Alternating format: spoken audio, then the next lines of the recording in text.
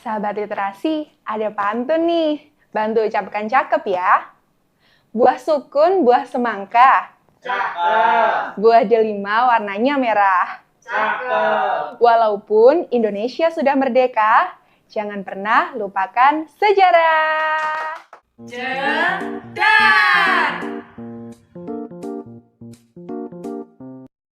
Assalamualaikum warahmatullahi wabarakatuh. Hai sahabat literasi, dimanapun kalian berada. Berjumpa lagi di Jedar, cerita anak dalam jaringan. Perkenalkan, saya Kak Betty. Seperti pantun di awal tadi, jangan pernah kita melupakan sejarah. Jika membicarakan tentang sejarah, pasti tidak lepas dari sosok pahlawan. Kali ini saya akan bercerita tentang pahlawan nasional Indonesia yang bernama Ali Sastro Amijoyo. Siapa Kak Betty Ali Sastro Amijoyo itu? Saya kok belum kenal. Pasti sahabat literasi kepo ya. Beliau adalah Wakil Ketua Delegasi Indonesia dalam Perundingan Renville. Selain itu, beliau juga Perdana Menteri Indonesia ke-8. Apa sih perundingan Renville itu? Dan mengapa dilakukan perundingan Renville? Yuk, simak kisahnya. Dan nanti akan ada hadiah menarik bagi yang bisa menjawab pertanyaan dengan benar. Raden Ali Sastro Amijoyo lahir di Kecamatan Grabak, Kabupaten Magelang, Jawa Tengah. Beliau lahir pada tanggal 21 Mei 1903. Ali Sastro Amijoyo adalah anak ke-11 dari 12 bersaudara. Wow, banyak banget ya saudaranya. Ayahnya bernama Raden Ngabehi Sastro Amijoyo yang merupakan seorang wedono di Jetis, Temanggung, Jawa Tengah. Dan ibunya bernama Kustiah Sastro Amijoyo yang merupakan kerabat Bupati Magelang, Jawa Tengah. Sahabat literasi pasti bertanya-tanya, apa itu wedono? Wedono adalah kepemimpinan suatu kawedanan. Kawedanan adalah wilayah administrasi kepemerintahan yang berada di bawah kabupaten dan membawahi beberapa kecamatan. Sahabat literasi, walau Ali berasal dari keluarga bangsawan, beliau anak yang mudah bergaul. Terbukti, pada masa kecilnya, beliau sering bermain dengan teman-temannya yang berasal dari keluarga petani. Namun, karena menyadari pentingnya pendidikan, keluarga Sastro Amijoyo pindah ke kota. Dan Ali bersekolah di ELS. Kalau sekarang, ELS itu sama dengan SD. Gitu sahabat literasi. Pada tahun 1918 hingga tahun 1922, beliau melanjutkan pendidikannya di HBS, setara dengan SMP. Setelah lulus dari HBS, Ali bersekolah di sekolah Belanda, Queen Wilhelmina School, dan melanjutkan studi hukum di Universitas Leiden di Belanda. Ia menerima gelar Meester in the Rechten atau Sarjana Hukum pada tahun 1927. Di sana, ia berkenalan dengan budaya Barat, khususnya budaya Belanda. Selain itu, ia juga mempelajari sastra Perancis, Jerman, dan Inggris. Wah, hebat bukan Ali Sastro Amijoyo? Semoga sahabat literasi juga memiliki semangat belajar yang tinggi seperti Ali Sastro Amijoyo hingga bisa sekolah di luar negeri. Tahun 1928, Ali Sastro Amijoyo kembali ke Indonesia dan bersama dengan Suyudi membuka kantor pengacara dan bersama Sukirman menerbitkan majalah Janget di kota Surakarta. Kemudian ia berpolitik di Partai Nasional Indonesia atau PNI, pimpinan Soekarno, lalu masuk Gerindo saat PNI dibubarkan oleh Sartono. Setelah kemerdekaan Indonesia pada tahun 1945, ia kembali bergabung dalam organisasi PNI. Sahabat literasi, salah satu perjuangan Ali Sastro Amijoyo yang tercatat dalam sejarah adalah peran beliau dalam Perjanjian Renville. Apakah yang dimaksud dengan Perjanjian Renville? Mengapa dinamakan Perjanjian Renville? Perjanjian Renville adalah perjanjian antara Indonesia dan Belanda. Perundingannya dilaksanakan di atas geladak kapal perang Amerika Serikat bernama USS Renville, yang saat itu sedang berlabuh di pelabuhan Tanjung Priok, Jakarta. Nah, sahabat literasi, maka dari itu perjanjian ini dinamakan Perjanjian Renville. Perjanjian Renville ini diadakan untuk menyelesaikan perselisihan Belanda dan Indonesia karena Belanda melanggar Perjanjian Linggarjati tahun 1946, di mana dalam Perjanjian Linggarjati wilayah Indonesia terdiri dari Jawa, Sumatera, dan Madura dengan batas wilayah yang disebut garis Van Mook. Hah? Indonesia hanya terdiri dari 3 pulau besar itu? Iya, benar sekali sahabat literasi. Sudah hanya 3 pulau besar dan masih dilanggar pula oleh Belanda, hingga meletus agresi militer Belanda I pada tanggal 21 Juli 1947. Kemudian, tanggal 25 Agustus 1947, Dewan Keamanan PBB mengeluarkan resolusi yang diusulkan Amerika Serikat bahwa Dewan Keamanan PBB akan menyelesaikan konflik Indonesia-Belanda secara damai dan membentuk komisi 3 negara yang terdiri dari Belgia yang dipilih oleh Belanda, Australia yang dipilih oleh Indonesia, dan Amerika Serikat yang disetujui kedua belah pihak.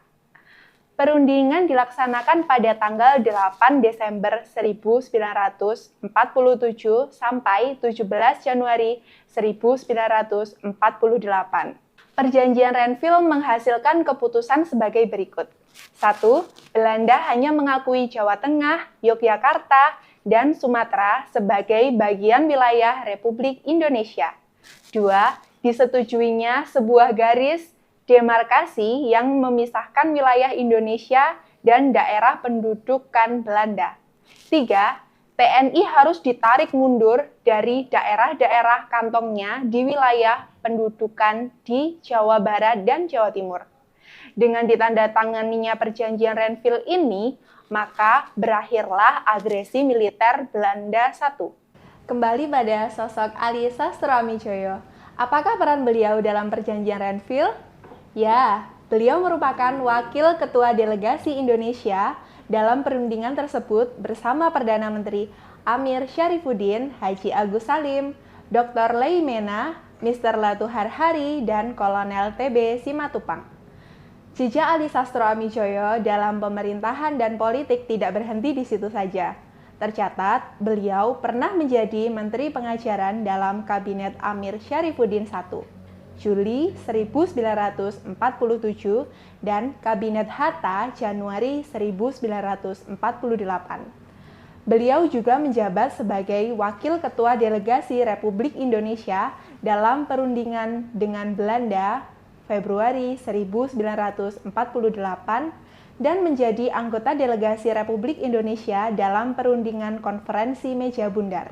Setelah pengakuan kedaulatan Republik Indonesia, beliau diangkat menjadi Duta Besar Indonesia untuk Amerika Serikat, Kanada, dan Meksiko pada tahun 1950 sampai 1955. Selain itu, juga diangkat menjadi Ketua Umum Konferensi Asia Afrika di Kota Bandung pada tahun 1955, Wakil Tetap Indonesia di Perserikatan Bangsa-Bangsa atau PBB tahun 1957 sampai 1960 dan menjadi Ketua Umum PNI pada tahun 1960 sampai 1966. Ali Sastroamidjojo memimpin sebagai Perdana Menteri dalam Kabinet Ali Sastroamidjojo I dan Kabinet Ali Sastroamidjojo II dalam periode yang berbeda, yaitu sejak 31 Juli tahun 1953 hingga 24 Juli 1955 untuk kabinet pertama dan untuk kabinet Ali Sastroamidjojo kedua dari 24 Maret 1954 sampai dengan 14 Maret 1957. Beberapa program kerja yang terkenal dalam kedua kabinet ini adalah memberikan hak otonomi untuk daerah, normalisasi hubungan Indonesia dan Belanda, mengupayakan pembebasan Irian Barat, dan membatalkan hasil konferensi Meja Bundar. Ali Sastroamidjojo wafat pada 13 Maret 1975 dan dimakamkan di Taman Makam Pahlawan Kalibata, Jakarta Selatan. Sahabat literasi, demikian sekelumit kisah tentang Ali Sastroamidjojo dan jejaknya dalam sejarah Indonesia. Semoga menambah hasanah pengetahuan kita dalam sejarah perjuangan bangsa. Oh iya, ada kuis berhadiah juga loh. Caranya jawab pertanyaan Kak Betty berikut ini ya. Pertanyaan pertama, di manakah Ali Sastroamidjojo dilahirkan? Ada lagi pertanyaan kedua, mengapa perjanjian antara Belanda dan Indonesia dinamakan Perjanjian Renville? Tulis jawaban kalian di kolom komentar ya, dan dapatkan hadiah menarik dari Perpustakaan Kota Blitar. Sahabat literasi, sebelum mengakhiri edisi kali ini, simak info berikut ini ya.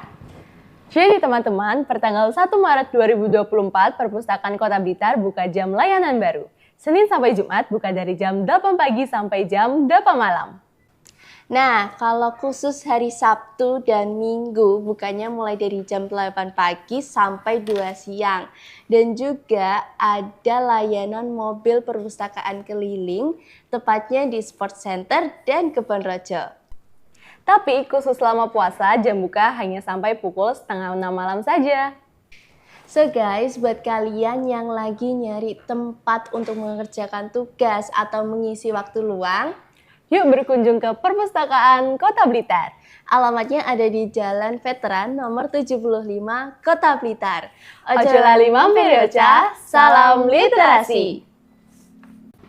Wah, asik sekali ya Perpustakaan Kota Blitar sekarang buka sampai malam. Dan jangan lupa, selama bulan Ramadan, buka mulai jam 8 pagi sampai jam setengah 6 sore. Kita tunggu ya. Demikian Cedar edisi kali ini. Nantikan Cedar edisi berikutnya. Salam literasi. Wassalamualaikum warahmatullahi wabarakatuh. Gimana Sobat Literasi ceritanya? Seru bukan? Yuk terus pantengin media sosial di Perpusik Kota Blitar untuk cerita lainnya. Atau bisa juga datang langsung ke Perpustakaan Kota Blitar di Jalan Veteran nomor 75 Kota Blitar. Sampai jumpa di Cedar episode selanjutnya.